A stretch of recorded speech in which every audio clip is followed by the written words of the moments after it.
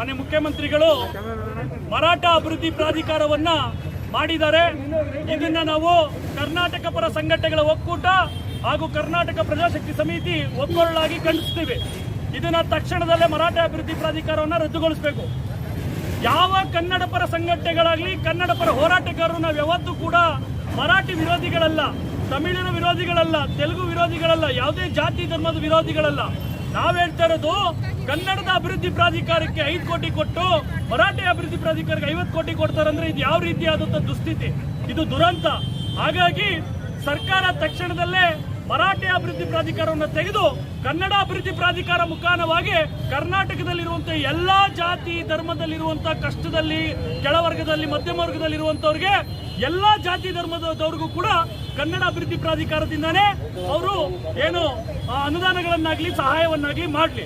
ಒಂದು.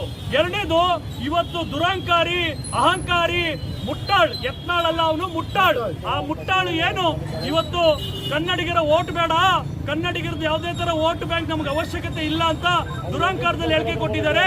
ಮತ್ತು ಕನ್ನಡ ಪರ ಹೋರಾಟಗಾರರು ಕನ್ನಡಿಗರು ರೋಲ್ ಕಾಲ್ಗಳಂತ ಕರೆದಿದ್ದಾರೆ. ನನ್ನ ಪ್ರಕಾರ ಅವನೇ ರೋಲ್ ಕಾಲ್ ಮಾಡಿ ಬದುಕಿರ್ಬೇಕು.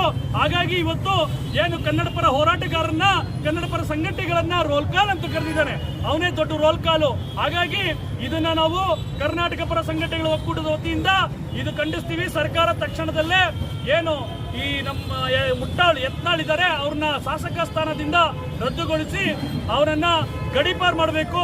ಅವ್ನಿಗೆ ಅಷ್ಟು ಪ್ರೀತಿ ಪ್ರೇಮ ಮಹಾರಾಷ್ಟ್ರದ ಬಗ್ಗೆ ಇದ್ರೆ ಅವ್ನು ಅಲ್ಲೇ ಹೋಗ್ಬೋದು, ಇಲ್ಲಿ ಕರ್ನಾಟಕದಲ್ಲಿ ಇರೋಕೆ ನಾಲ ಏಕು ಅಂತ ಈ ಮುಖೇನವಾಗಿ ಹೇಳ